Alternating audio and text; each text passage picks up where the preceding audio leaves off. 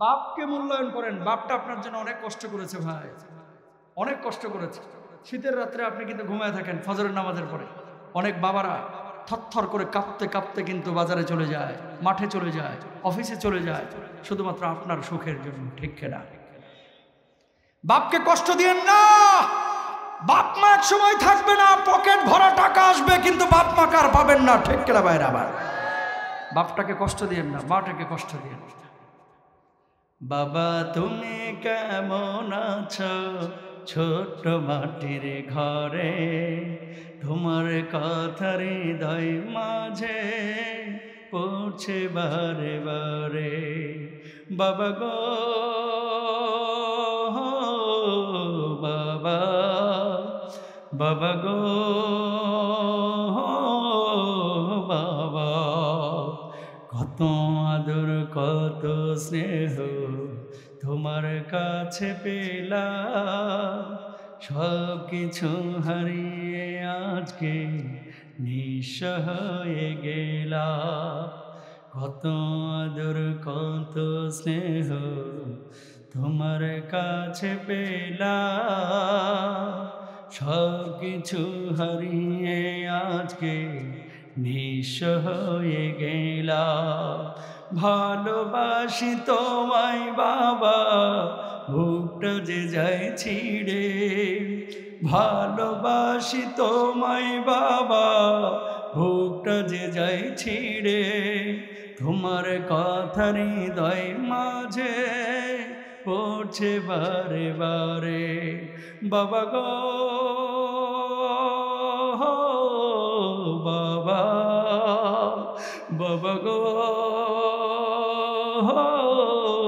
বাবা, তোমার মা তো আপন কেহ পাই না তো আর খোঁজে, তাই তো আজ ঘুমের ঘরে অশ্রুতে যায় ভিজে।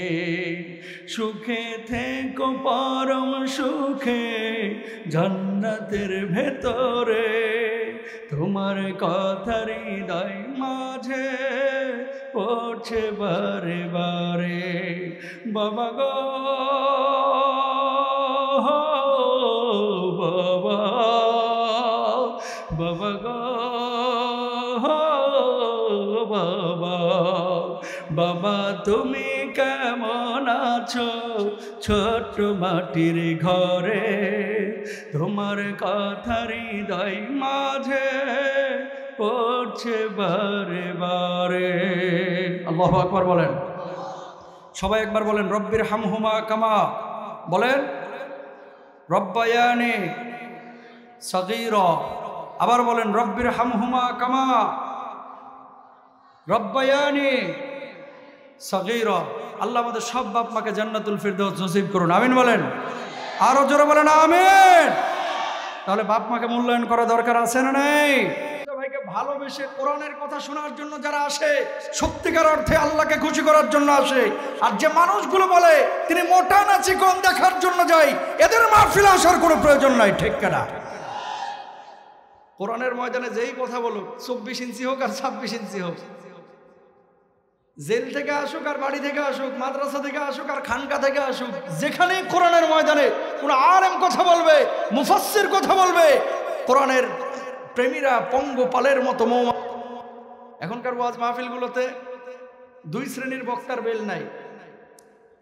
এক শ্রেণীর বক্তা হচ্ছে যারা স্থানীয়, যত বড় শাইখুল হাদিসই হোক ওনাকে দিবে হচ্ছে জোহরের পরে। কেন? যত বড় বক্তাই হোক ওনাকে দেওয়া হয় আসরের পরে, যে সময় মানুষ থাকে না।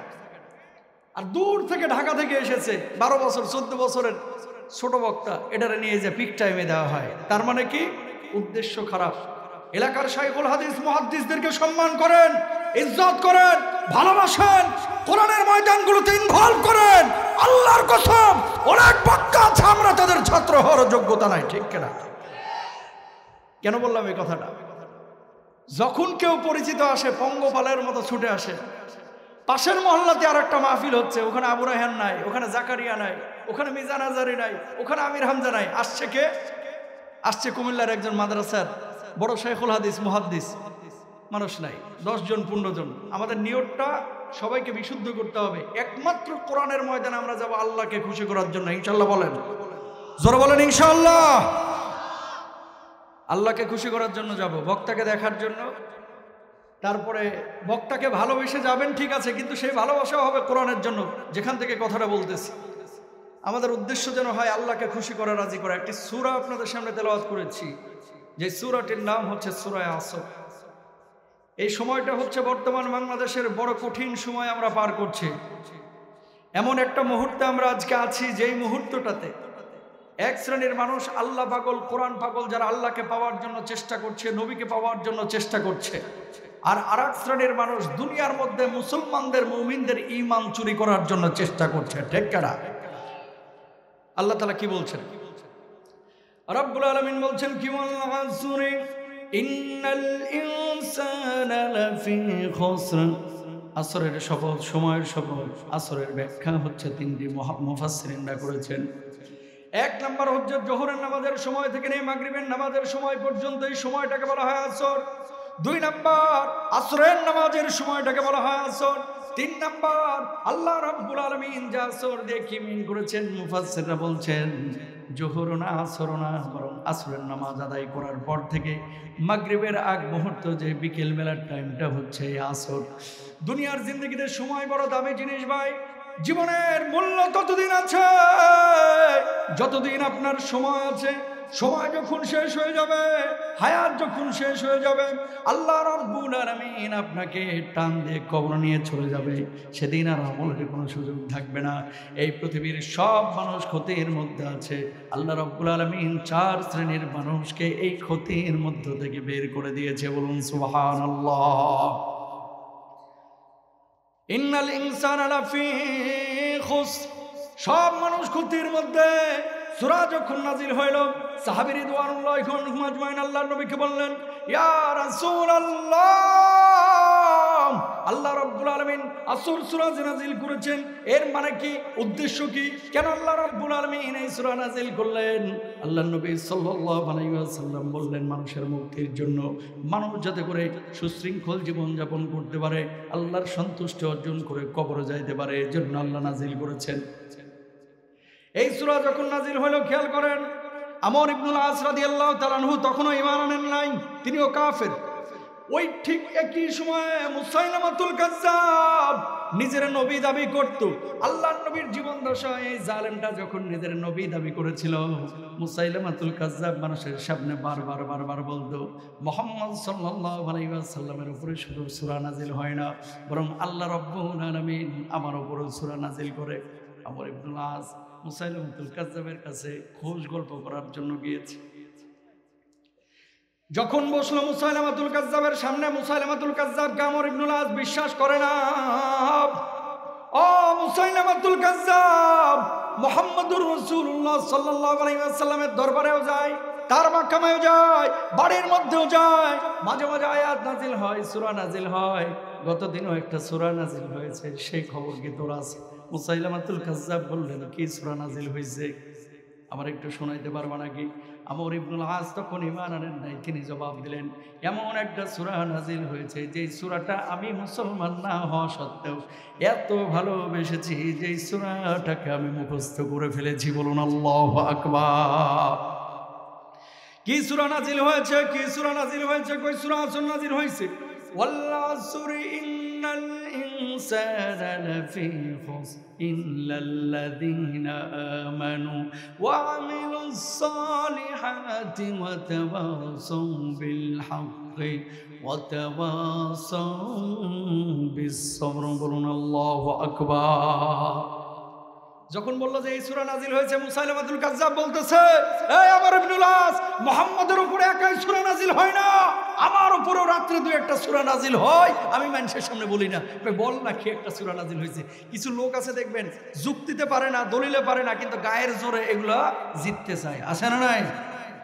চাপার জোর। বাংলাদেশে কিছু আছে না মিথ্যুক, চাপাবাজ, মিথ্যা কথা এমন ভাবে গুছায় গুছায় বলে যেন মিথ্যার উপরে পিএইচডি করেছে। ঠিক কেনা বাইরে বাইরে। মুসাইলামাতুল কাজ্জাব বলতেছে, উনার উপরে একাই সূরা নাজিল হয়, আমার উপরেও কিন্তু সূরা নাজিল হয়েছে। কি সূরা নাজিল হয়েছে?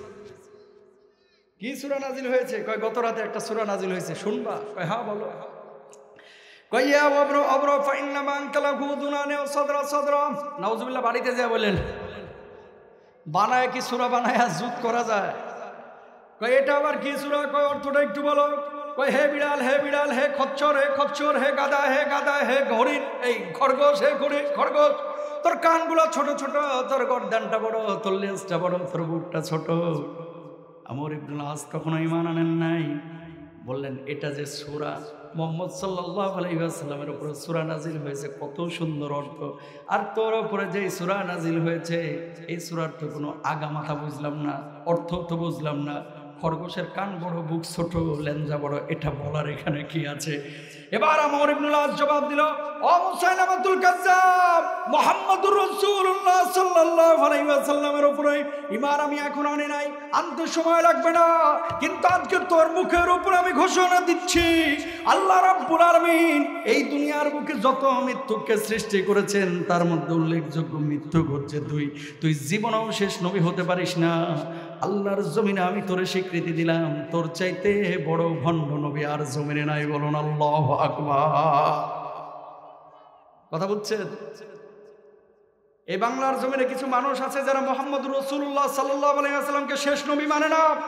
আমর ইবনুল আস কাফের হওয়ার পরেও মুসাইলামাতুল কাজ্জাবের সামনে দায়িত্বহীন কণ্ঠে ঘোষণা করেছে যে তুই কাফের, তুই কখনো সত্য নবী হতে পারিস না।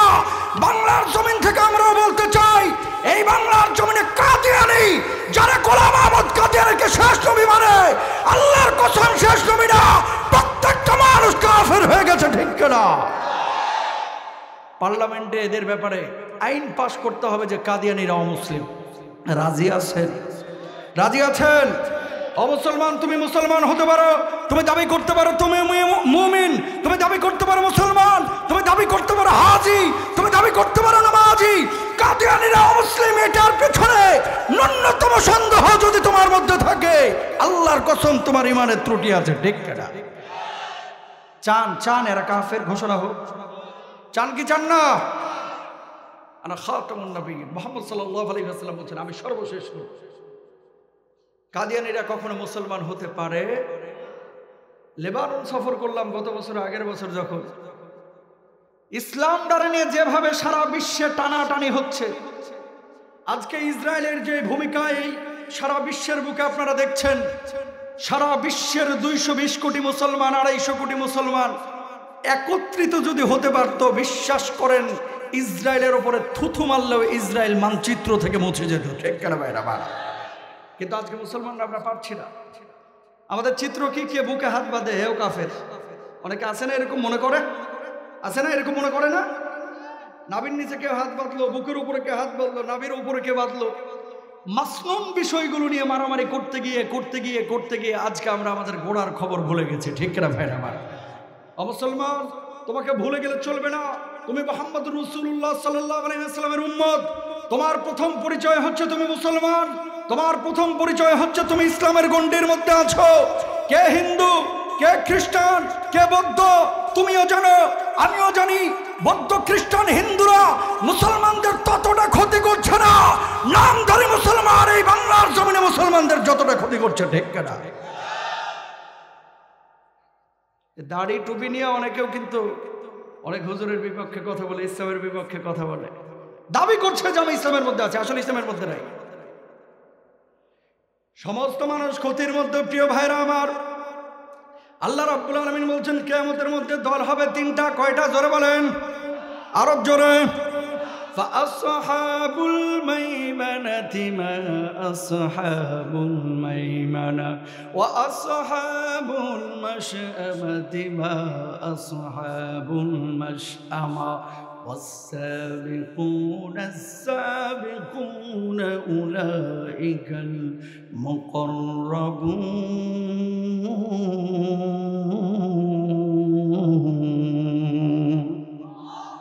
কিয়ামতের ময়দানে দল হবে তিনটা। এক নাম্বার হচ্ছে ডান দল, 2 নাম্বার হচ্ছে বাম দল, 3 নাম্বার হচ্ছে অগ্রগামী মুখোমুখি দল। ডান দলে যারা থাকবে তারা সৎ কাজ করেছে। কারা? ইল্লাল্লাহ ইল্লাল্লাযীনা আমানু ওয়া আমিলুস সালিহাত। দুনিয়ার জিন্দেগিতে নামাজ পড়েছে, রোজা করেছে, হজ করেছে, যাকাত দিয়েছে, সুদ খায় নাই, জেনা ব্যভিচার করে নাই, হারামের সাথে সম্পৃক্ত হয় নাই, এই মানুষগুলোকে ডান দলে আল্লাহ রাব্বুল আলামিন রাখবে। এই মানুষগুলোর সামান্য হিসাব নিকাশ আল্লাহ রাব্বুল আলামিন নেবে।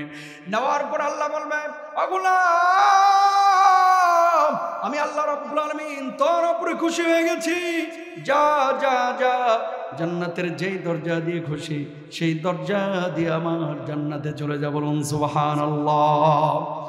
2 নাম্বার, আল্লাহ রাব্বুল আলামিনের সামনে যে দলটি দাঁড়াবে সেই দলটি হচ্ছে বাম দল। আল্লাহরে মানে নাই, নবীরে মানে নাই, কোরআনরে মানে নাই, কাফেরদের সাথে হাত মিলিয়ে চলেছে, ইহুদি খ্রিস্টানদের সঙ্গে তালে তাল মিলিয়ে চলছে, মুসলমানদের জীবন বিধান কোরআনুল কারীমকে মানে নাই, কোরআনের বিধান কায়েমের জন্য চেষ্টাও চালায় নাই। বিনা হিসাবে আল্লাহ রাব্বুল আলামিন বলবে, এই জালেমগুলোর হাতগুলোকে শিকলে বেঁধে বেঁধে জাহান্নামের মধ্যে নিক্ষেপ করো। বলুন নাউযুবিল্লাহ। 3 নম্বর অগ্রগামী দল, মুখোমুখি অবস্থায় যারা থাকবে, শহীদরা, নবী আম্বিয়া আলাইহিমুস সালাতু ওয়াস সালাম। এই দুনিয়ার জিন্দেগিতে আল্লাহর জন্য যারা জান দিয়েছে, আল্লাহর জন্য মাল দিয়েছে, মসজিদ নির্মাণ করার জন্য কেউ কিন্তু টাকা পয়সা দেয়, মাহফিল করার জন্য টাকা পয়সা দেয়। বাংলার জমিনে অনেক মুসলমান আছে যারা মসজিদের মধ্যে ফ্যান দেয়, লাইট দেয়। আর কিছু মুসলমান আছে যারা ফিলিস্তিনের মানুষকে, মাজলুমদেরকে মুক্ত করার জন্য বুকের তাজা রক্ত ঢেলে দেয়। ঠিক কিনা? এই বাংলার জমিনে অনেক মানুষ আমরা আছি যারা টাকা পয়সা দিয়ে আল্লাহ রাব্বুল আলামিনকে ঋণ দিচ্ছি, আর ফিলিস্তিনের মুসলমানরা এখন জীবন দিয়ে আল্লাহকে ঋণ দিচ্ছে। কথা কন ঠিক কিনা? কেমনে জীবন দিয়ে ঋণ দিচ্ছে? জর্ডান সফর করলাম 2.5 মাস আগে, ফিলিস্তিনি খেইমায় গেলাম। দেখেন ইমানের পার্থক্যটা কোথায় আপনার আর আমার। আজকে বাংলার জমিনে গরু খাওয়া মুসলমানের অভাব নাই, মিষ্টি খাওয়া মুসলমানের অভাব নাই, নামাজি মুসল্লির অভাব নাই, দাড়িওয়ালা টুপিওয়ালা মুসল্লির অভাব নাই। কিন্তু এই বাংলার জমিনে আসল মুজাহিদ, দিনদার মুমিন মুসলমানের বড় অভাব। ঠিক কিনা মুসলমান? এর জন্য নবীজি বলেছেন, কিয়ামতের আগে মসজিদগুলো মুসল্লিতে ভরপুর হয়ে যাবে, কিন্তু পূর্ণাঙ্গ মুমিন পাওয়া যাবে না। এই জামানা চলছে সেই জামানা। ঠিক কিনা? লা ইয়াকুনান্না মিন উম্মতি আকওয়ামুন ইস্তাহিল্লুনা আল হিরা ওয়াল হারিরা ওয়াল খামরা ওয়াল মাআজিফ। নাউযুবিল্লাহ। কোন সময় অল্প, মজা লাগতেছে না আলোচনা করতে, সেটআপটাই তৈরি করতে পারতেছি না যে মন খুলে গুছায়া যে বলবো। কেন? সময় দেওয়া হয়েছে উদয় 1 ঘন্টা, আরেকজন বলছে 45 মিনিট। যাই হোক, যতদূর পারি আমি আমার মতো করে বলবো। ভালো লাগুক আর খারাপ লাগুক, ফায়সালা আল্লাহর হবে। যা শুনবেন আমলের নিয়তে শুনবেন ইনশাআল্লাহ। বলেন, কিয়ামতের আগে আল্লাহর নবী বলছেন, আমার উম্মতের এক শ্রেণীর উম্মত বাইর হবে যারা জিনা ব্যভিচারটাকে হালাল মনে করবে, চিকন চাকন রেশমি পোশাক পরিধানকে হালাল মনে করবে, যে উম্মতগুলা জিনা ব্যভিচারকে হালাল মনে করবে, শরাব পানকে হালাল মনে করবে, গান বাজনাকেও হালাল মনে করবে। হাল্লা বিহাল বালা, আল্লাহ রাব্বুল আলামিন ওই উম্মতের উপর আযাব দেওয়াটাকে হালাল করে নেবেন। বলুন নাউযুবিল্লাহ। এদের মতো বাচ্চা ফিলিস্তিনি খিমায় আমি যাওয়ার পরে জিজ্ঞেস করলাম, বাবা বড় হয়ে কি হতে চাও? আমার দেশের যুবকরা, কিশোররা, ছোট্ট ছোট্ট বাচ্চাদেরকে যদি জিজ্ঞেস করা হয়, যদি জিজ্ঞেস যে বড় হয়ে কি হতে চাও, এরা বলবে কি, বড় হয়ে আমি ডাক্তার হতে চাই, ইঞ্জিনিয়ার হতে চাই, পাইলট হতে চাই। হারাম না, জায়েজ। এদের মতো বাচ্চাদেরকে জিজ্ঞেস করলাম, বড় হয়ে কি হতে চাও? আমাদের স্বপ্ন একটাই, মসজিদুল আকসাকে আমরা মুক্ত করব, এটাই আমাদের স্বপ্ন। আল্লাহু আকবার বলেন না? আরো জোরে বলেন আল্লাহু আকবার। আমাদের দেশে যখন মাইয়া বিয়ে দেওয়ার জন্য মেয়ের বাপেরা ছেলে টুকায়, ছেলে টুকানো বুঝেন না, ছেলে বিয়ে করে মানে ছেলে জামাই খুঁজে, প্রথম টার্গেট মেয়ের বাপের যে ছেলে সরকারি চাকরি করে কিনা। কথা কও না কেন? ছেলে যদি সরকারি চাকরি করছে, দাঁত 2টা না থাক কোনো সমস্যা নেই।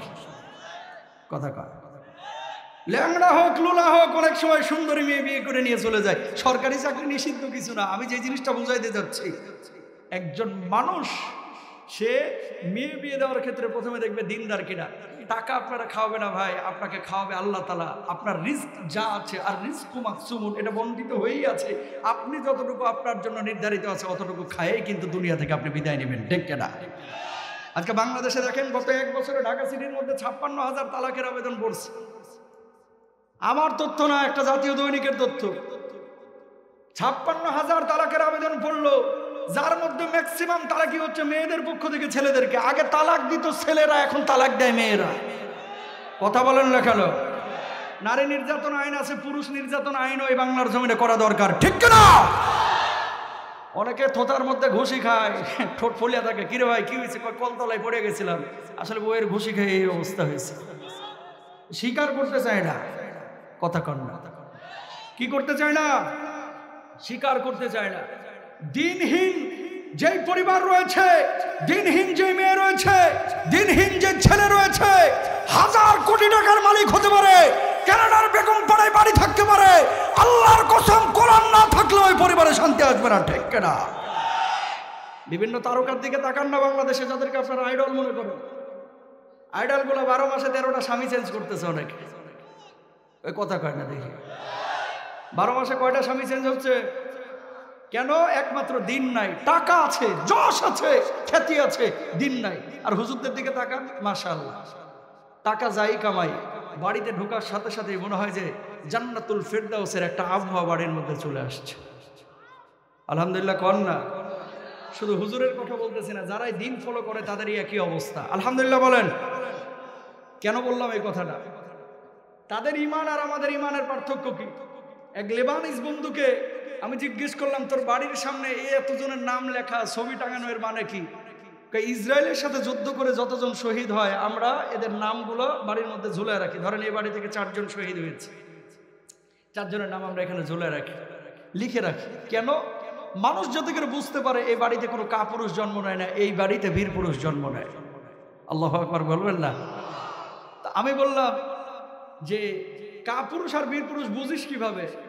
তো ওই যুবক জবাব দিল, এই বাড়ি, যেই বাড়ি থেকে 4 জন 5 জন ইসরায়েলের সাথে লড়াই করে মারা গিয়েছে, শহীদ হয়েছে, এই বাড়ির সাথে মেয়ে বিয়ে দিতে চাই, এই বাড়ির সাথে ছেলে বিয়ে দিতে চাই, এই বাড়িকে মানুষ স্যালুট করে।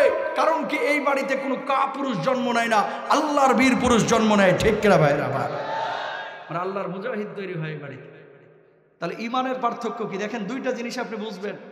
একটা হচ্ছে বিয়ে শাদীর ক্ষেত্রে তারা খুঁজে আল্লাহওয়ালা, দিনদার, আল্লাহর পথের সৈনিক। 2 নম্বর হচ্ছে তারা স্বপ্ন দেখে শুধুমাত্র মসজিদুল আকসাকে মুক্ত করা। আর আমাদের স্বপ্ন, রঙিন স্বপ্ন নানান ধরনের আছে। যেখান থেকে কথা বললাম, প্রিয় ভাইরা আমার, আল্লাহর নবী বিশ্বনবী সাল্লাল্লাহু আলাইহি ওয়াসাল্লাম তিরমিজির হাদিস খেয়াল করেন, এই উম্মতের মধ্যে আল্লাহ রাব্বুল আলামিন আযাব পাঠাবে, গজব পাঠাবে, উম্মতকে উম্মতকে আল্লাহ রাব্বুল আলামিন ধ্বংস করবে, আযাব গজবের মুখোমুখি করবে। 15টা কারণ যখন আমার উম্মতের মধ্যে ঘটবে, আল্লাহ রাব্বুল আলামিন ওই উম্মতকে সাইজ করবে, উম্মতকে আযাব গজব দিবে। বলুন নাউযুবিল্লাহ। 1 নম্বর, ইদা তাখাদাল ফাইউদু আলাম, রাষ্ট্রীয় সম্পদগুলোকে যে মানুষগুলো লুটে ফুটে গনিমতের মালের মতো ব্যবহার করবে। দেশের সম্পদ, রাষ্ট্রীয় সম্পদকে কোনো মুসলমানের লুটপাট করা কোনো উচিত না। এটা মানুষের হক, এটা আল্লাহর হক।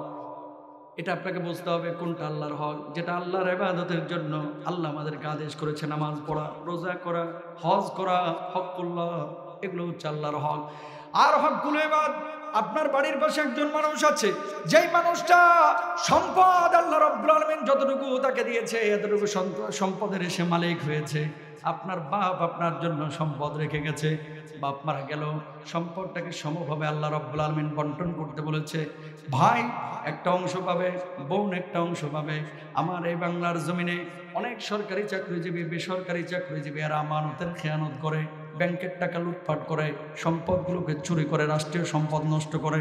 সে যেই দলেরই হোক, পরিবারের সম্পদ চুরি করা, রাষ্ট্রের সম্পদ চুরি করা, এই চুরি করলে সেই ব্যক্তি আল্লাহ রাব্বুল আলামিনের আদালত থেকে কখনোই মুক্ত হতে পারবে না, ঠিক কিনা? এবার খেয়াল করেন, আপনার এলাকার মধ্যে অনেক হাজী সাহেব আছে, সামনের কাতারে নামাজ পড়ে, কপালে 6 ইঞ্চি কালো দাগ, 3 বার বড় হজ করেছে, হয়তো বা 7-8 বার উমরা হজও করেছে, কিন্তু বোনের সম্পদ এখনো বুঝাইয়া দিল না। কথা বলেন ঠিক কিনা? হজ করতে রাজি আছি, উমরা করতে রাজি আছি, মাগার বোনের সম্পদ দিতে রাজি না। তোমার হজ মক্কা ক্রস করবে না, ঠিক কিনা ভাইরা? জীবনে 2টা পাপ করেন না। সবাই বলেন কয়টা? এই পেছনে মানুষ বলেন কয়টা? অজামিনযোগ্য অপরাধ আল্লাহর আদালতে। অজামিনযোগ্য মানে কি? একজন মানুষকে ডাইরেক্ট জবাই করেছেন, আদালত ধরে আপনারা কিন্তু চুমা দেবে না, ফাঁসিতে ঝুলাবে, ঠিক কিনা? আল্লাহর আদালতে দুইটা অপরাধ আছে অজামিনযোগ্য, আল্লাহ ক্ষমা করবে না। এক নাম্বার হচ্ছে শিরিক করা, দুই নাম্বার হচ্ছে বান্দার হক নষ্ট করা। তো ইদাত্তা খদাল ফাই উদওয়ালা, রাষ্ট্রীয় সম্পদ কখনো চুরি করবেন না। রাষ্ট্রের সম্পদ দলে হোক বেদলে হোক, সাধারণ নাগরিক হোক, গনিমতের মালের মতো ব্যবহার করবেন না। এটার মালিক আল্লাহ তাআলা জনগণের কাছে আমানত রেখেছেন। এই আমানতের খেয়ানত কোনো মুসলমান আমরা করব না, ইনশাআল্লাহ বলেন। দিন যত যাচ্ছে ভাই, বিশ্বাস করেন, কি ঋণ দিবেন? বিনা সুদে একজন মানুষ গায়ের জড়ো দিতে চায় না। এখন সুদখোর আছেন এলাকায়? আসেনি? তো কেমন মুসলমান আপনি? সামনে নামাজ পড়তেছেন অথচ সুদের মায়া ছাড়লেন না। গনিমতের মালের মতো ব্যবহার করে সম্পদ লুটপাট করে কানাডার বেগম পাড়ায় বাড়ি করতেছেন। আল্লাহ মাফ করবেন না ভাই, আল্লাহ মাফ করবেন না। আল্লাহ এদেরকে হেদায়েত দান করুক, আমিন বলেন। আল্লাহর নবী বলেছেন হাল্লা বিহাল বালা, যে সমস্ত কারণে আল্লাহ রাব্বুল আলামিন এই উম্মতের উপর আযাব দিবেন। 2 নাম্বার কারণ কি? ওয়াল আমানাতু মাগনামা।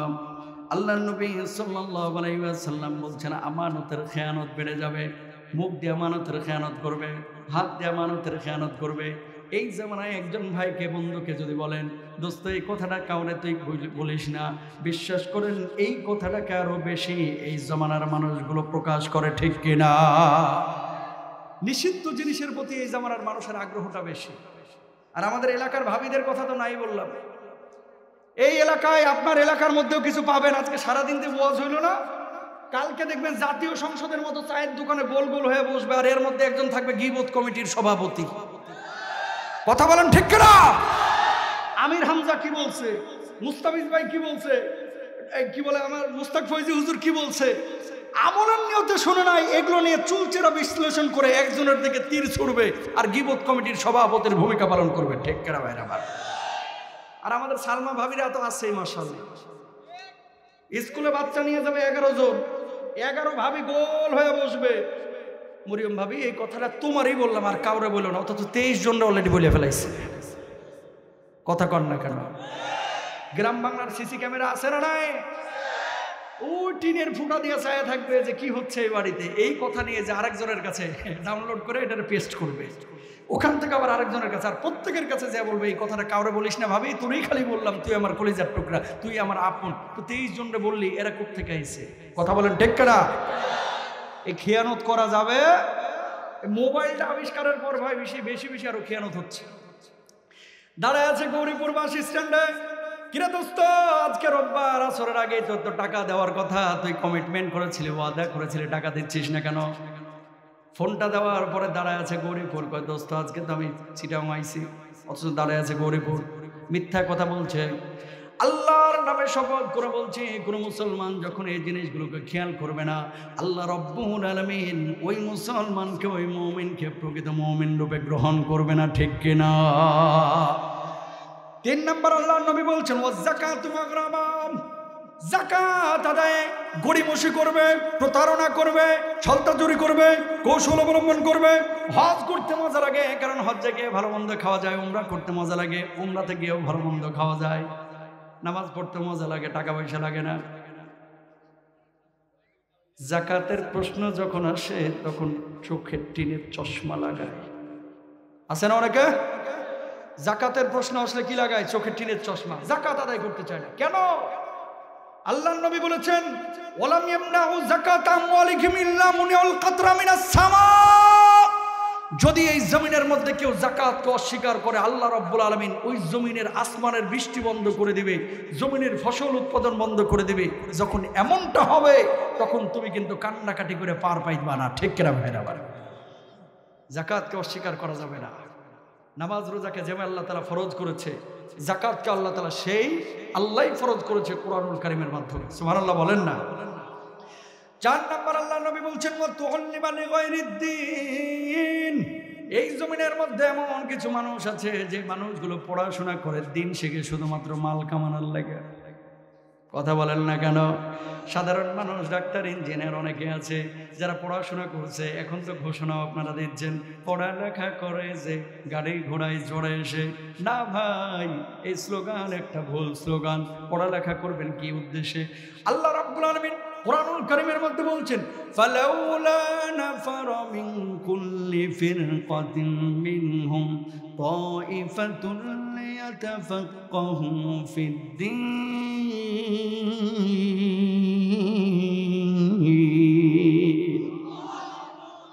তাদের মধ্যে থেকে একটা দল কেন বাইর হয় না, যারা ভালো ভালো জ্ঞান শিখবে আর সজাতির কাছে ফিরে এসে লিউনদিরু কওমাহুম ইযা রাজাউ ইলাইহিম লাআল্লাহুম ইয়াহযারুন, মানুষজনকে সতর্ক করবে এটা ভালো কাজ না, এটা খারাপ কাজ, এটা হালাল কাজ, এটা বৈধ কাজ, এভাবে সতর্ক করবে। আল্লাহু আকবার বলেন। তাহলে জ্ঞান শিখবো, ইলমে দ্বীন, এবং যারা সাধারণ শিক্ষায় আপনারা শিক্ষিত হচ্ছেন, আপনার টেন্ডেন্সি থাকবে আল্লাহর খেদমত করা, দ্বীনের খেদমত করা, কোরআনের খেদমত করা, এই জমিনটাকে সুস্থ সুশৃঙ্খল জমিন রূপে গড়ে তোলা। ঠিক না? পড়ালেখা করে যে গাড়ি ঘোড়ায় চড়েছে, এই স্লোগান শুনে শুনে পোলাপান পড়াশোনা করতেছে, অনার্স মাস্টার্সের পরে আবার সরকারি চাকরি নাই, কি করতেছে? 13 লাখ টাকা পকেটে নিয়ে ঘুরতেছে, আর এমপি সাহেবের কাছে যায় একবার, চেয়ারম্যান সাহেবের কাছে যায়, হুজুরের কাছে যায়, হুজুরের কাছে যায় দোয়া, আর ওদের কাছে যায় দাওয়া। ভাই 13 লাখ 14 লাখ লাগলেও কোনো সমস্যা নেই, একটা সরকারি চাকরির ভাই ব্যবস্থা করে দেন। ঘুষ দিয়ে চাকরি নেওয়া ইসলামী শরীয়তে সম্পূর্ণ হারাম। ঠিক না? উদ্যোক্তা হন। এই যে ইন্টারনেটে এরা ইউটিউব ফেসবুকে ইসলামিক কন্টেন্টগুলো ছাড়ে, আমার ইউটিউবার ভাইয়েরা ভালো কাজ করতেছে আলহামদুলিল্লাহ গোটা দুনিয়ার বুকে। আজকে কিন্তু যারা গান বাজনা করে এদের গায়ে জ্বালা পোড়া কিন্তু এদেরকে নিয়ে, বক্তাদেরকে নিয়ে, এদেরকে নিয়েও। কথা বলেন না কেন? আগে 1.5 ঘন্টা 5 ঘন্টা 6 ঘন্টা মানুষ সিনেমা দেখতো, এখন কিন্তু আর সিনেমা অতটা দেখে না ভাই। এখন অবসর সময় মানুষ ওয়াজ শুনে, ওয়াজ। ঠিক না? এরা অনেকে 3 লাখ 4 লাখও কামায় মাসে, অথচ মেয়ে বিয়ে দিতে যায়, বিয়ে করতে চায়, ছেলের বাপ জিজ্ঞেস করে, মেয়ের বাপ জিজ্ঞেস করে, কি গো তোমার ছেলে কি করে? আমার ছেলে ফ্রিল্যান্সার। অনেক আছে না ঘরে ডিজাইন করে অনেক টাকা কামায়, ফ্রিল্যান্সিং করে। কি করে? ফ্রিল্যান্সার। বেল্লাই সরকারি চাকরি করেনি, সরকারি চাকরি ছাড়া বিয়ে দিতে চায় না। আমি যে কথাটা বলতে যাচ্ছি, দ্বীন শিখবেন, ইলম শিখবেন, জ্ঞান অর্জন করবেন একমাত্র আল্লাহকে খুশি করার জন্য, ইনশাআল্লাহ। সবাই বলেন। যুবক তোমাদেরকে বলি, কোম্পানি তোমাকে খাওয়াবে না, সরকার তোমাকে খাওয়াবে না, খাদ্যমন্ত্রী তোমাকে খাওয়াবে না, হুজুর তোমাকে খাওয়াবে না, বিশ্বাস তোমাকে খাওয়াবে না। তোমার রিজিক আল্লাহর পক্ষ থেকে নির্ধারিত, সে আল্লাহর পেছনে ছুটো। পড়াশোনা করার পরে আল্লাহর দিকে ছুটো। রিজিকের মালিকের পেছনে ছুটলে রিজিকের মালিক তোমার রিজিকের ফয়সালা করে দেবে। ঠিক না? সাগরের একটা নীলতিমি প্রতিদিন 60 টন শুধু গোশত খায়। একটা নীলতিমি 60 টন শুধু গোশত খায়। 60 টন গোশত মানে বুঝেন? শুধু গোশত খায়। তো এই নীলতিমিকে গোশতের ব্যবস্থা, খাবারের ব্যবস্থা করেন কে? জোরে বলেন না কে? সাগরে গোটা দুনিয়ায় মাত্র একটা নীলতিমি আছে না? হাজার হাজার নীলতিমিকে যদি আমার আল্লাহ রাব্বুল আলামিন খাওয়াইতে পারে, আপনারে এই 1.5 কেজি 2 কেজি চাউলের ভাত খাওয়াইতে পারে ভাই, আজকে এই দুনিয়ার জিন্দেগির মানুষের অবস্থা হয়েছে বনি ইসরায়েলের মতো। বনি ইসরায়েল মান্না ওয়া সালওয়া ছাড়িয়া আল্লাহর কাছে ডাল চাইছিল, পেঁয়াজ চাইছিল, আল্লাহ ওই ঠুকানি এমন ভাবে দিয়েছে, এরপরে আর শান্তি পায় নাই। এই দুনিয়ার মানুষ একটাবার খেয়াল করে না যে সাগরের নীলতিমিকে, বনের পশুকে, এই গাছের পশু পাখিকে আল্লাহ রাব্বুল আলামিন যদি খাওয়াইতে পারে, আপনাকে আমাকেও খাইতে পারে। সুতরাং আল্লাহর পেছনে ছুটতে হবে, ইনশাআল্লাহ বলেন। 4 নাম্বার গেল। 5 নাম্বার আল্লাহ নবী বিশ্বনবী সাল্লাল্লাহু আলাইহি ওয়াসাল্লাম বলছেন, ওয়াতা রাজুল ইমরাতাহু ওয়া উম্মাহু। আল্লাহ নবী সাল্লাল্লাহু আলাইহি ওয়াসাল্লাম বলছেন, আমার উম্মতের মধ্যে এক শ্রেণীর উম্মত আছে, যে উম্মতগুলো মেয়েদের বউদের ভক্ত হয়ে যাবে। সুন্দরী বউ পায়া বউয়ের কথায় উঠা বসা করবে, বউয়ের হক আদায় করবে, কিন্তু বাপ মার হক আদায় করবে না, মাকে পাত্তা দেবে না। আজকের এই জামানা হচ্ছে সেই জামানা, যেই জামানায় মানুষ বউ পায়া নিজের বাপ মার খেদমতটাও ঠিক মতো করতে চায় না অনেক সন্তান। ঠিক কিনা? এই পৃথিবীতে কেউ আপনার নিঃস্বার্থ ভালোবাসে না ভাই। আপনার মা, আপনার মা, আপনার মা, এরপর আপনার বাপ, আর কেউ না। সবাই আপনার অবস্থানকে ভালোবাসে। কথা বলেন না কেন? গতবার যিনি এমপি সাহেব ছিলেন, এমপি সাহেব যতদিন ছিলেন ওনার পেছনে মৌমাছির মতো মানুষজন ঘুরঘুর করছে। এবার নমিনেশন যিনি পান নাই, এবার যিনি পেয়েছেন ওনার পেছনে মানুষ ঘুরতেছে। আছে না নাই বলেন? হুজুর যতদিন বয়ান করতে পারবে, রায়হান যতদিন তেলাওয়াত করতে পারবে, এই যে রায়হান, চিনেন না আবু রায়হানকে? মাশাআল্লাহ, বাংলাদেশের একটা সম্পদ, আমার ছোট ভাই আবু রায়হান। আপনারা তো চিনেন এখনকার আবু রায়হানকে, আমি চিনি 2012-13 থেকে, 14 থেকে। আলহামদুলিল্লাহ বলেন। এই কাইম মোল্লা সাহেব বসে আছে, আবু রায়হান বসে আছে, আবু রায়হানের কণ্ঠটা কালকে ডাউন হয়ে যাক, আল্লাহ না করুক, ধরেন কথা বলতে পারতেছে না, মানুষজন আবু রায়হানকে হয়তো 5 মাস স্মরণ রাখবে, এরপর আর স্মরণ রাখবে না। তার মানে কি, মানুষ মানুষের অবস্থানকে ভালোবাসে। আজকে আমার মাসুম ভাই যে মাহফিলের আয়োজনটা করেছে, আগামী বছর যদি মাহফিলের আয়োজনটা করতে না পারে, মানুষ এই মাহফিলের কারণে ওনারা মনে রাখবে না। কায়েম মোল্লা সাহেব ওস্তাজ, উনি পড়াচ্ছে ছাত্রদের, যতদিন পড়াইতে পারবে মানুষ মনে রাখবে। মানুষ মনে রাখবে না তখন যখন তিনি পড়াইতে পারবেন। আমি যে কথাটা বলতে যাচ্ছি, এই পৃথিবীর বুকে আপনারা নিঃস্বার্থ ভালোবাসে একমাত্র আপনার মা, একমাত্র আপনার মা, মানে আল্লাহর পরে। নবীজি তো নাই, নবীজির ইন্তেকাল হয়ে গেছে, আর কেউ আপনারা নিঃস্বার্থ ভালোবাসে না ভাই। বাপ মারা যে কষ্ট দিয়েছে, সে আল্লাহর জান্নাতকে হারিয়ে ফেলেছে, ঠিক কিনা? কারণ কি, আল্লাহ রাব্বুল আলামিন বলছেন, ওয়াবুদুল্লাহ ওয়া লা তুশরিকু বিহি শাইআ ওয়া বিল ওয়ালিদাইনি ইহসানা।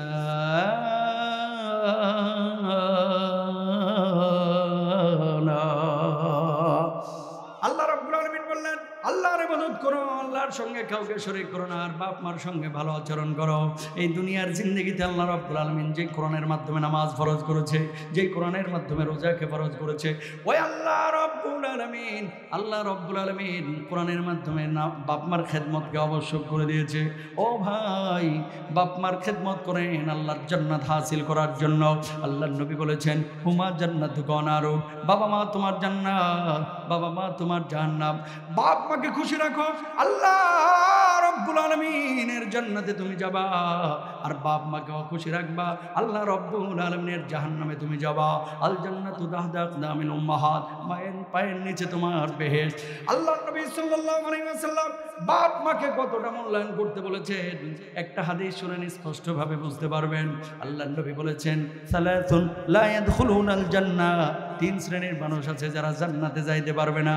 ওয়ালা ইউকাল্লিমুহুমুল্লাহু ইয়াওমাল কিয়ামাতি ওয়ালা ইয়ানজুরু ইলাইহিম, আল্লাহ কিয়ামতের ময়দানে তাদের সঙ্গে কথা বলবে না, আল্লাহ তাদের দিকে তাকাবে না। 1 নম্বর হচ্ছে আল-আক্কু বিওয়ালিদাইহি, বাপ মার অবাধ্য সন্তান। 2 নম্বর হচ্ছে ওই সমস্ত পুরুষ, ওই সমস্ত নারী যারা নারী হয়ে পুরুষের মতো চলাফেরা করে, আর যারা পুরুষ হয়ে নারীর মতো চলাফেরা করে। আছে না নাই? মনে মনে নিজেরা নারী ভাবছে, পুরুষ থেকে সে নারী হয়ে যাচ্ছে। মনে মনে নারী একজন, সে নিজেকে পুরুষ ভাবতেছে। পশ্চিমা বিশ্বের কেউ কেউ বলতেছে সে নিজেকে পুরুষ দাবি করলে সে পুরুষ হয়ে যাচ্ছে। ওই আলোচনায় আজকে গেলে অনেক সময়ের প্রয়োজন, আমি সেদিকে যেতে যাচ্ছি না। 2 নম্বর, মান তাশাব্বাহা বিকওমিন ফাহুয়া মিনহুম, আপনি নারী হওয়ার পরে যদি পুরুষের বেশভূষা, আর পুরুষ হওয়ার পরে যদি নারীর বেশভূষা গ্রহণ করেন, আল্লাহর জাহান্নামে আপনাকে ঢুকতে হবে, ঠিক কিনা ভাইরা আমার? নবীজি বলেছেন, কিয়ামতের আগে এমন কিছু নারী বাইর হবে, পোশাক পরবে কিন্তু ভেতর উলঙ্গের মতো দেখা যাবে। ওই যে ওয়ালা বিসুল হারির, মুহাদ্দিসিনরা এটার ব্যাখ্যা করতে গিয়ে বলেছেন, এমন পোশাক পরিধান করবে ছেলেরা এবং মেয়েরা, পোশাক পরবে কিন্তু ভেতরের আকার আকৃতি সব বোঝা যাবে। আজকে যুবকদের দিকে তাকান না, মাশাআল্লাহ প্যান্ট একটা পরছে, যত ছেঁড়া তত ফ্যাশন। ও কথা কয় না, কুকুরে সাইটা সাইটা যেন প্যান্টের রং উড়ে হেলাইছে, এটাই নাকি এখন ফ্যাশন। কথা কন না কেন? বিড়ালে কামড়ায় কামড়ায় খাম করে রাখছে, এটাই নাকি এখন ফ্যাশন। এরকম যদি হয়, আহা। আর কিছু যুবক আছে মাশাআল্লাহ, জোহরের নামাজে যায়, টাইট প্যান্ট পরছে, নিচে জিন্স, উপরে ছোট জামা, গ্যাসের রুকুতে পেছন দিয়ে ফারাক্কাবাদ পুরাই খোলা। কথা কন না কেন? নিচে লাল পড়ছে না নীল পড়ছে, এও বোঝা যায় তুমি কেমন পর্দা করলা, তুমি আল্লাহর দুশমন, ঠিক কিনা? আর আমার মা বোনদেরকে বলি, আল্লাহ রাব্বুল আলামিন পর্দা দিয়েছেন নিজেকে ঢেকে রাখার জন্য। এখন এমন কিছু বোরকা বাইর হয়েছে, যে বোরকাগুলো দিয়ে পর্দা তো দূরের কথা, এই বোরকাগুলো পরার চাইতে আমার কাছে মনে হয় ওই শাড়ি দিয়ে ঢাইকা ঢুকে পরাই ভালো ছিল। কারণ ফ্যাশনেবল বোরকা কিছু বাইর হয়েছে ভাই, বিশ্বাস করেন, এমন টাইট, নিচের ওপরের সব আকার আকৃতি বোঝা যায়, সম্পূর্ণরূপে হারাম, ঠিক কেনা ভাই? বাদুর বোরকা, জিন বোরকা, কাউয়া বোরকা, শালিক বোরকা, কত বোরকা। আল্লাহ এদেরকে হেদায়েত দান করুক, আমিন বলেন। নারীরা উপরে খোপা বাঁধবে, উটের পিঠের মতো কুঁজ হয়ে থাকবে। কিছু মহিলা মাশাআল্লাহ খুব দিনদার, আলহামদুলিল্লাহ, কোনো সন্দেহ নাই। আর কিছু মা বোন আছে দেখবেন হিজাব করে এখানে খোপাটার উঁচু করে রাখছে, মুখে আবার আটা ময়দা সুজি 1.5 কেজি মারছে। কথা বলেন ঠিক কিনা? এই জামানা হচ্ছে প্রতারকদের জামানা। মানে কিছু মানুষের কথা বলতেছি, কিছু মানুষের। যুবক এখনই সতর্ক না হলে বিয়ের পরে তুমিও কিন্তু ধরা খাইবা। কথা বলেন। এগুলো করবেন না, এগুলো হারাম। এগুলো কি হারাম। যদি সাজতেই হয় বাড়ির মধ্যে সাজেন। তো 2 নাম্বার গেল। 3 নাম্বার যে কথাটি বলতেছিলাম, আদ-দাইয়ুস। দাইয়ুস এরা কিয়ামতের ময়দানে আল্লাহর জান্নাতে যাবে না, আল্লাহ এদের সাথে কথা বলবে না। দাইয়ুস কারা? যারা নিজেরা নামাজ কালাম পড়ে অথচ পরিবারের ব্যাপারে বেখেয়াল, পর্দার ব্যাপারে বেখেয়াল, কোনো হদিস নাই। এরকম লোক আছে না? এগুলো করবে না। যেখান থেকে কথাটা বললাম, প্রিয় ভাইরা আমার বাংলাদেশের মধ্যে সরকারের কাছে আমাদের অনুরোধ, ইসলাম এবং নৈতিক শিক্ষার মধ্যে বাপ মার অধিকার নিয়ে সব স্তর যেন আলোচনা করা হয়। কারণ যদি সব স্তরভাবে বাচ্চাদেরকে এগুলো শেখানো না হয়, এক সময় ডাক্তার হবে, ইঞ্জিনিয়ার হবে, কিন্তু সেই সন্তানের বাপ মা বৃদ্ধাশ্রমে থাকবে, ঠিক কিনা? আজকে আগারগাঁওয়ের বৃদ্ধাশ্রমে যান, চ্যালেঞ্জ করলাম, একজন ইমামের বাপ পাবেন না, একজন খতিবের বাপ পাবেন না, একজন শাইখুল হাদিস মুহাদ্দিসের বাপ পাবেন না, কাইয়ুম মোল্লা সাহেবের বাবাকে বৃদ্ধাশ্রমে পাবেন না, রাইহানের বাবাকেও বৃদ্ধাশ্রমে পাবেন না, আমার বাপ মাকেও পাবেন না। কিন্তু শত শত ডাক্তার ইঞ্জিনিয়ারের বাপ মা বৃদ্ধাশ্রমে যায়, একমাত্র কারণ তারা দিন বোঝে না, ইসলাম বোঝে না, ঠিক কিনা? অস্বীকার করতে পারবেন? এজন্যই বলি বাপ মাদেরকে, সন্তানকে যদি সকালবেলায় আপনারা বক্তব্যে না পাঠান, যদি মাদ্রাসায় কোরআনের টাচে রাখতে না পারেন, তাহলে আগারগাঁওয়ের বৃদ্ধাশ্রমে আপনার সিটটা আগেই বুকিং দিয়ে রাখেন, ঠিক করে বাইরে। আমার বুঝলে বুঝপাতা, না বুঝলে তেজপাতা, বাস্তব কথা। মাশাআল্লাহ, মাশাআল্লাহ। ও কি এখানে কি জামাত হয় না? এশার জামাত হয় না? তাহলে মসজিদ, ও মাসারা, আচ্ছা আচ্ছা। আমি মনে করছি যে মানে যে এখানে, আচ্ছা ঠিক আছে, বুঝছি বুঝছি বুঝছি। 5 মিনিট, 5 মিনিট, আচ্ছা ওটা দেবো। হুজুর না আসছে? আচ্ছা আমারে ভাই কিছু মনে করেন না, কমিটির একজন নির্ভরযোগ্য ব্যক্তি, বলেন তো কয়টা পর্যন্ত আমি টানবো? হ্যাঁ ভাইজান বলেন তো। মানে প্রথম বছর তো, এজন্য একটু ওনাদেরও কিছু, সকাল থেকে শুরু হয়েছে। জি জি জি। আর তাহলে আমাদের রায়হানকে আমি 9টায় দিয়ে দিচ্ছি, আমি আর 15 মিনিট আলোচনা করি ইনশাল্লাহ, তারপরে দোয়া করে। কি কষ্ট নেন না ইনশাল্লাহ বলেন। এত সুন্দর একটা আয়োজন করেছে ভাইয়েরা, আল্লাহ তাআলা এই আয়োজনটাকে নাজাতের ওসিলা বানায় দেন, আমিন বলেন, জোরে বলেন আমিন। যে কথা বলছিলাম, সন্তানদেরকে কোরআনের টাচে রাখেন, দ্বীনের টাচে রাখেন। ডাক্তার ইঞ্জিনিয়ার হওয়া হারাম না, নিষিদ্ধ না, কিন্তু শুধু ডাক্তার ইঞ্জিনিয়ার বানাইয়া নীতি নৈতিকতা কোরআনের শিক্ষা যদি না দিতে পারেন, নিজের আশ্রয়স্থলটাকে বৃদ্ধাশ্রমে করে রাখেন, ঠিক কিনা ভাইরা? হুমা জান্নাতু কনার। আল্লাহ নবী সাল্লাল্লাহু আলাইহি ওয়াসাল্লাম বসা, এমন মুহূর্তে বিশ্বনবী সাল্লাল্লাহু আলাইহি ওয়াসাল্লামের সামনে কয়েকজন সাহাবী দাঁড়িয়েছেন। আল্লাহ নবীকে বলছেন, ইয়া রাসূলুল্লাহ, যুদ্ধে যাব, আপনি আমাদেরকে অনুমতি দেন। আল্লাহ নবী সাল্লাল্লাহু আলাইহি ওয়াসাল্লাম বললেন, তোমাদেরকে যুদ্ধে যাওয়ার পারমিশন দেওয়া হলো, যাও যাও। এবার পেছন থেকে একজন সাহাবী বলছে, গো নবীজি, আমাকেও যুদ্ধে যাওয়ার পারমিশন দেন। আল্লাহ নবী বললেন, যুবক, ঘরের মধ্যে কে আছে? কই ঘরের মধ্যে আমার বুড়িমা আছে। আল্লাহ নবী সাল্লাল্লাহু আলাইহি ওয়াসাল্লাম বললেন, তুই তোর বুড়িমার কাছে যা, বুড়িমার খেদমত কর, আল্লাহ রাব্বুল আলামিন তোর সওয়াবটা ভরপুর করে দেবে। এবার যুবক বললেন, আল্লাহ নবী, ওই সাহাবীরা যুদ্ধের ময়দানে যাচ্ছে, আমি তো যুদ্ধের ময়দানে যাইতে পারলাম না, আল্লাহ রাব্বুল আলামিন কেমন সওয়াব দেবে? কই ঘরের মধ্যে তুই তোর বুড়িমার খেদমত করবি, আল্লাহ রাব্বুল আলামিন ওই জিহাদের ময়দানে তারা যুদ্ধ করার কারণে যে সওয়াব দেবে, আল্লাহ রাব্বুল আলামিন তোর আমলনামায় সেই সওয়াবের ব্যবস্থা করে দিবে। না আরো আস্তে কোন সুবহানাল্লাহ, গুনাহ হবে। জোরে বলেন সুবহানাল্লাহ। বুড়া বাপ মারে কষ্ট দিয়েন না। আপনি আপনার এই যে বাপটারে, বুড়া বাপ মারে অনেকে বোঝা মনে করে, আর কিছু লোক আছে, কিছু চামুন্ডা পোলাপান আছে, চামুন্ডা, নিজের বাপ মারে কি মনে করে জানেন? বোঝা। বোঝা। ওই 4 ভাই আছে না, ঘুরে ফিরে খালি 2-3 ভাইয়ের ঘরে পাঠায়, আর নিজের ঘরে রাখতে চায় না। মূলত আপনি আপনার জান্নাতটাকে ভাগ করে ফেললেন, তাই না? তাই না? বাপ মারে ভাগ করেন না। বাপ মা আপনারা যখন খেদমত করেছে, আপনারা ভালোবেসেছে, আপনারা কিন্তু ভাগ করে নাই, বিনা স্বার্থে আপনারে খেদমত করে গিয়েছে, আপনাকে ভালোবেসে গেছে। আল্লাহ তাআলা বোঝার তৌফিক দান করুক, আমিন বলেন। এই পৃথিবীতে বাপ মার পেছনে খরচ করে জীবনেও কোনো মানুষ নিঃস্ব হয় না, শূন্য হয় না। কিন্তু এই বাংলার জমিনে বলেন আর সারা পৃথিবীর বুকে বলেন, বাপ মার খেদমত না করে বাপ মার বদ্ধ নিয়ে অনেক কোটিপতি আজকে রাস্তায় নিঃস্ব ফকির হয়ে গেছে। ঠিক কিনা ভাইরা আমার? এই যে আপনাদের কুমিল্লা 14 গ্রাম, কুমিল্লা 14 গ্রাম এখান থেকে খুব বেশি দূর না, কমই। কুমিল্লা 14 গ্রামের এক ভাই দুবাই আছে, নিজে বাংলা পড়তে পারে না, ইংরেজি পড়তে পারে না, নামও ঠিক মতো লিখতে পারে না। ওনার মাহফিল করলাম। দুবাই 5-6টা কোম্পানির মালিক, হাজার হাজার কোটি টাকার মালিক। বললাম ভাই নিজে পড়াশোনা করেন নাই, 3 পাস, ক্লাস কি পাস, 3 পাস। ওনার অধীনে বাংলাদেশে শত শত শ্রমিক কাজ করে, আপনাদের কুমিল্লার সন্তান, বড় ব্যবসায়ী।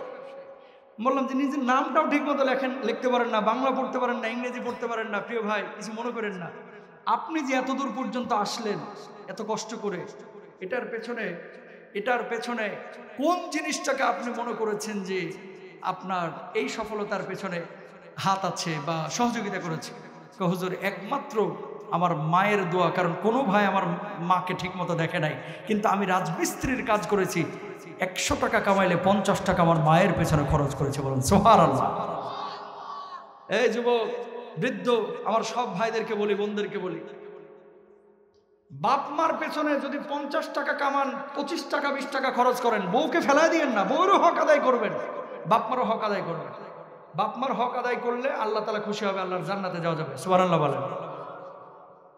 ওয়াতা রাজুল ইমরাতাহু, সুন্দরী বউ পায় অনেকে ভুলে যায়। এরপর আল্লাহ নবী কি বলছেন? ওয়া আদনা সাদিকাহু ওয়া আকসা আবাহু। এমন কিছু মানুষ বাইর হবে কিয়ামতের আগে, যে যুবকরা বন্ধুদের সাথে যখন আড্ডাবাজি করবে তখন ঘন্টার পর ঘন্টা কাটায় ফেলবে, কিন্তু বাপের পাশে বসলে 1-2 মিনিটের বেশি সময় দিতে চাইবে না। এই জামানা চলতেছে, সেই জামানা। কথা বলেন না কেন? বাপ যদি সন্তানকে ডাকে যে বাবা আমার কাছে একটু আয়, দেখবেন খালি খুলুস খুলুস খুলুস খুলুস উলুস ফুলুস করে, কখন বাপকে ফাঁকি দিয়ে ভাগবে। কারণ কি? মোবাইল। এই যন্ত্রটা আবিষ্কারের পরে মানুষের কল্যাণ যেমন হয়েছে, এই যন্ত্র আবিষ্কারের পরে মানুষের অকল্যাণও কিন্তু কম হয় নাই, বরং জেনা বাড়ছে, পরক্রিয়া বাড়ছে, মানে সময় নষ্ট বেড়েছে। এবং মানুষ এই জিনিসটার কারণে, যেমন কিছু মানুষ জান্নাতে যাবে, এই জিনিসটার কারণে জাহান্নামেও যাবে। ঠিক ঠিক। 81% তালাকের কারণ নাকি পরক্রিয়া, একটা জরিপে দেখলাম। 81% তালাকের কারণ হচ্ছে পরক্রিয়া। এই মোবাইলটার পরে, আবিষ্কারের পরে পরক্রিয়া বাড়ছে না কমছে? তোমাদেরকে বলি, যুবকদেরকে আর মুরব্বীদেরকেও বলি, আপনাদেরকে, মুরব্বী যারা বাবার মতো আপনাদেরকে, আর যুবক যারা তোমাদেরকে, এটার ব্যবহার সীমিত তিনিই করতে বলছেন যিনি এটাকে বানিয়েছেন। গত 2 মাস আগে স্ট্যাটাস দিয়েছেন নিজে, যে পৃথিবীটাকে যদি ভোগ করতে চাও, জীবনে যদি সুখী হতে চাও, এটার ব্যবহার সীমিত করো। আজকে বাংলাদেশের মানুষের চিত্র কি?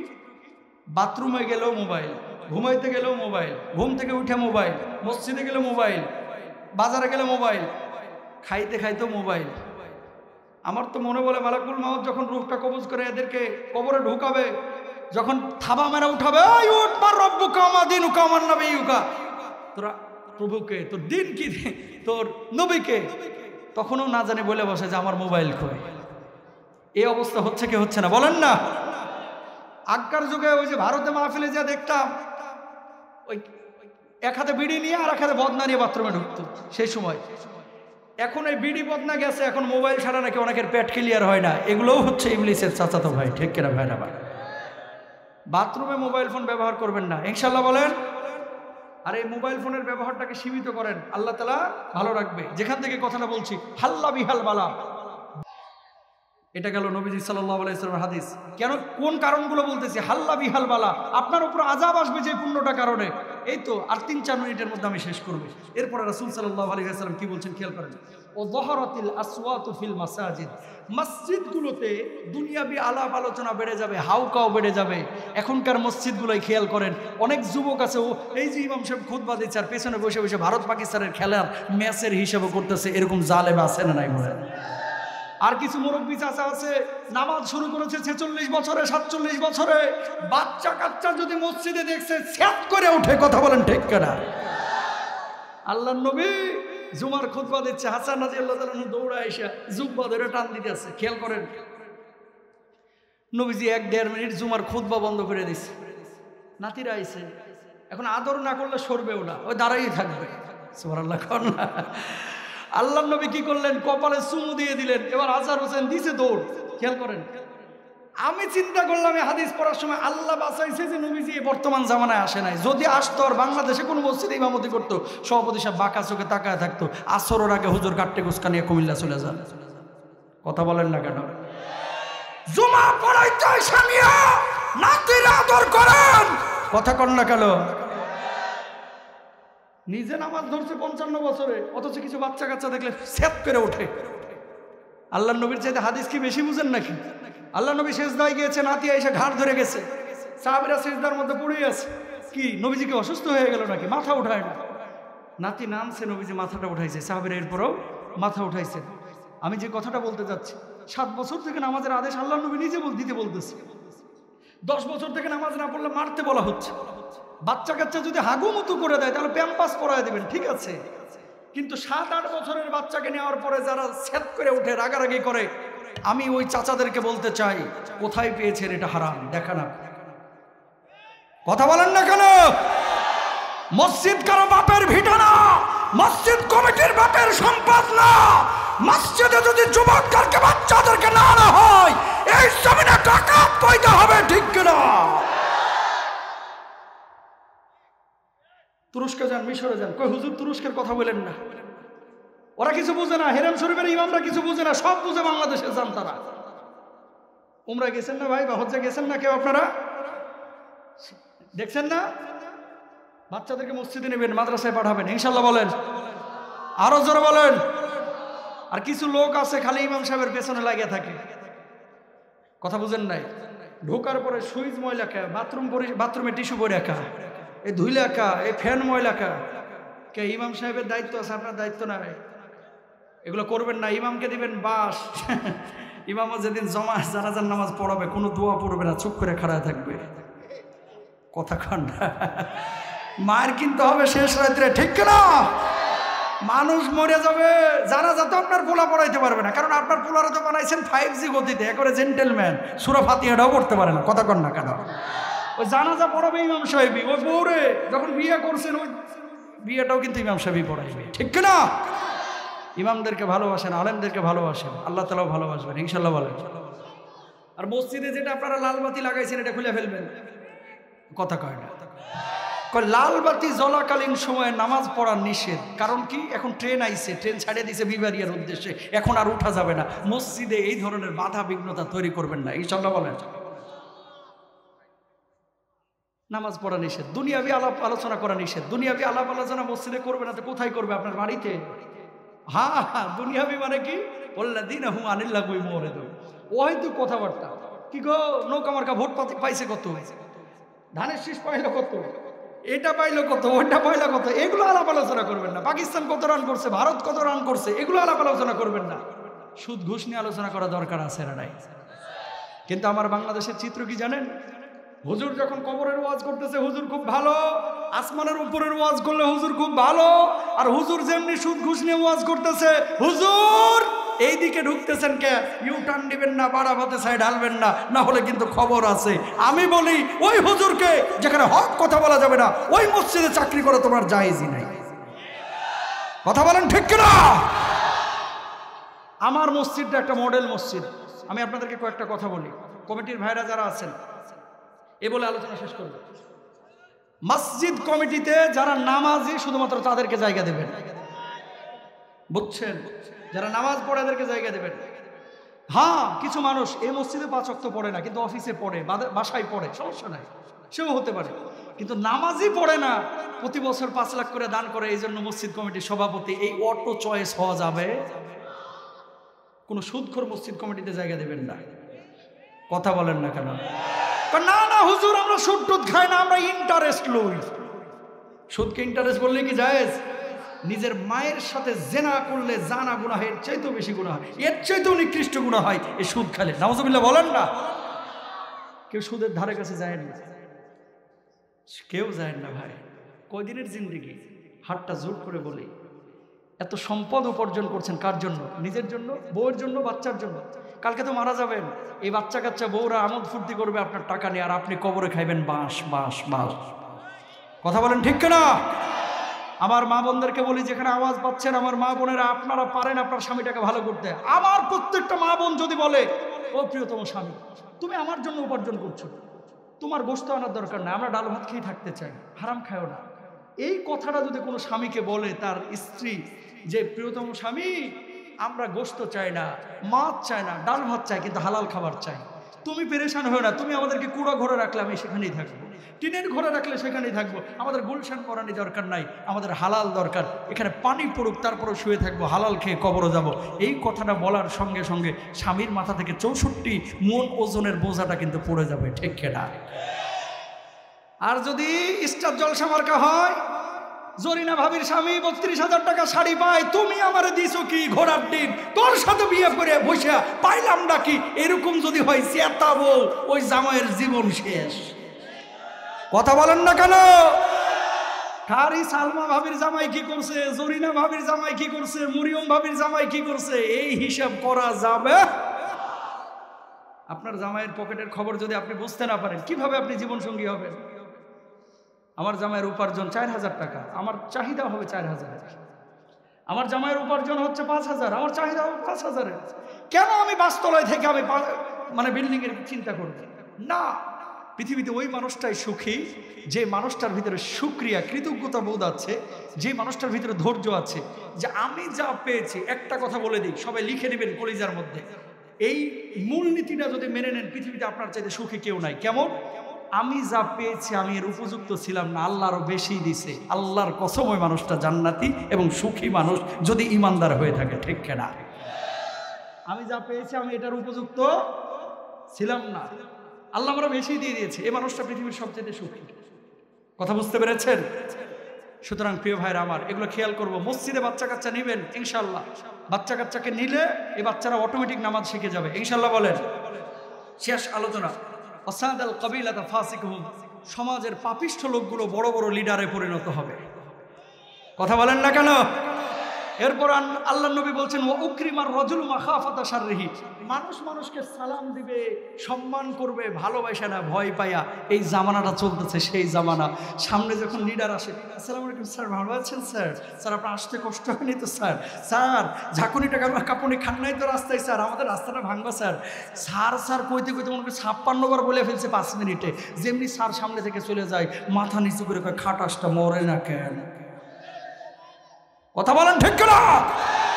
তো নবীজি বলছেন, ও উকরিমার রজুল মাখাফাতা শাররিহি, মানুষ মানুষকে সম্মান করবে ভয় পাইয়া, ভালোবাসে না। এই জামানা চলতেছে চাটুকারদের জামানা, ঠিক কিনা? চাপাবাজদের জামানা। হক কথা বলবেন তো ভাত নাই, এলাকাতেও ভাত নাই, চায়ের দোকানে চা নাই, বাড়ির মধ্যে বেল নাই, যত চাপাবাজি করতে পারে এদেরই ভেল আছে এই জামানায়, ঠিক কিনা ভাই? না ভাই, চাপার জোর কমান, সত্য কথা বেশি বলেন ইনশাল্লাহ। বলেন ভাই, কি কমু, সময় কম, এজন্য সংক্ষেপে বলে দিচ্ছি। এরপর আল্লাহ নবী বলছেন, ওয়াদাহারাতিল কায়নাত ওয়াল মাআজিফ, গায়ক গায়িকা, নায়ক নায়িকা, এদেরকে মানুষ আদর্শের মানদণ্ড মনে করবে। মুহাম্মদ রাসূলুল্লাহকে না, সাল্লাল্লাহু আলাইহি ওয়াসাল্লাম, মুখে বলবে যে নবীজির জন্য জীবন দিয়ে দিব, অথচ চুল কাটেন মেসির মতো। কথা বলেন ঠিক কিনা? মুখে বলবে নবীজির জন্য জীবন দিয়ে দিব, প্যান্ট পরবে সুলেমান খানের মতো। কথা বলছেন? নায়ক নায়িকা, গায়ক গায়িকা, এরা আমাদের আদর্শ না। আমাদের আদর্শ হচ্ছে মুহাম্মদ রাসূলুল্লাহ সাল্লাল্লাহু আলাইহি ওয়াসাল্লাম। নবীজি দাড়ি রেখেছে আমি রাখবো, টুপি পরেছে আমি পরবো, জুব্বা পরেছে আমি পরবো, ঢিলা ঢালা পোশাক পরেছে আমি পরবো। এতে মানুষ আমাকে জঙ্গি বলুক, কুছ পরোয়া নেই হয়। এতে মানুষ আমাকে মোল্লা বলুক, কোনো সমস্যা নাই। এই জুব্বা পরার কারণে আমাকে শিবির বলুক, কোনো সমস্যা নাই। জুব্বার পরার কারণে আমাকে কেউ হেফাজতি বলুক, কোনো সমস্যা নাই। 1000 বার পরে হেফাজতি, শিবিরি, জামাতি, তাবলিগি হতে রাজি আছি, আল্লাহর কসম সুন্নাহের পোশাক ছাড়তে রাজি না। বুঝেন? খুব ইম্পর্টেন্ট একটা বিষয়। এরপর আল্লাহ নবী বলেছেন, শুরিবাতিল খুমর, মদ পানের প্রবণতা বেড়ে যাবে। হুজুর মদ খায় না আমরা, মাঝে মাঝে বিড়িতে ফুক মারি। পৃথিবীর একমাত্র খাবার, গায়ে লেখা আছে এটা খাইলে মরবি, তারপরেও খায়। কথা বলেন না কেন? লেখা আছে গায়ের মধ্যে যে এটা খাইলে তুই মরবি, ধূমপান মৃত্যু ঘটায়, লেখা থাকে কি থাকে না? এরপরেও খায়। এটা যে কি মজা, হুজুর পেট ক্লিয়ার হয় না। বিড়িতে টান মারলেই মাথার জাম ছুটে, হাতের জয়েন্টে পয়েন্টে যত ব্যথা আছে সব নাকি দূর হয়ে যায়। মানসিক সমস্যা। এই যে এসবি অফিস আছে না মালিবাগ, এটার উল্টা দিকে একটা অফিস আছে পূর্ণতলা, ওখানে এক লোক চাকরি করে একটা মিডিয়াতে আর কি। তো আমরা বলতেছে হুজুর বছরও কি একদিন মদ খাওয়া যাবে না? আল্লাহ এটা জুলুম করে ফেলাইছে, নাউজুবিল্লাহ বলেন না। বছরে একটা দিন মদ খাওয়া যাবে না? আমি বললাম কে, যেটা হারাম সারা জীবনই হারাম। হুজুর একটা দিনও যদি না খাওয়া যায়, বিশ্বাস করেন আমার মানজার ব্যথায় আর এই যে হাঁটু কনকন কনকন করে, আমাকে ওই হাঁটু কাটতে ফেলা দেয়, তারপরে মদ খাওয়া যাবে না। এগুলো শয়তানের ওয়াসওয়াসা। ইবলিস খালি পেছন দিয়ে গোতা দেয়, তোর মাথা জ্যাম হয়ে গেছে, একটা ফুঁক মাথা জ্যাম ক্লিয়ার হয়ে যাবে। শয়তানের ওয়াসওয়াসা, ঠিক কিনা? মদ একবার মার তাহলে পেট ক্লিয়ার হয়ে যাবে, জ্যাম ছুটে যাবে। শয়তানের ওয়াসওয়াসা, এগুলো বিশ্বাস করা যাবে? এই পাপগুলো যারা করবে ফালিয়ার তাকিবু ইনদা যালিকা রিহান হামরা ওয়া জালজালা, আকাশ থেকে বৃষ্টি বর্ষণ বন্ধ হবে, দাবানল আসবে, ভূমিকম্প বেশি বেশি হবে। ভূমিকম্প এখন বেশি হয় না কম? 90-এর দশকের আগে পাপ কম ছিল, ভূমিকম্প কম হয়েছে। এখন ভূমিকম্প বেশি হচ্ছে একমাত্র এই পাপগুলোর কারণে। আল্লাহ তাআলা আমাদেরকে বোঝার তৌফিক দান করুন। আরো জোরে বলেন আমিন। هذا ما عندي والعلم عند الله عليه توكلت وإليه أنيب وآخر دعوانا الحمد لله رب العالمين والسلام عليكم ورحمة الله। কারি আবু রায়হান সাহেব তেলাওয়াত করবে, তেলাওয়াতের পরে দোয়া করে বাড়িতে যাবেন, কেউ উঠবেন না ইনশাআল্লাহ। এখন চমৎকার তেলাওয়াত হবে, আপনারা শুনেন ইনশাআল্লাহ। নেন তেলাওয়াত নেন। আসসালামু আলাইকুম ওয়া রাহমাতুল্লাহি ওয়া বারাকাতুহু।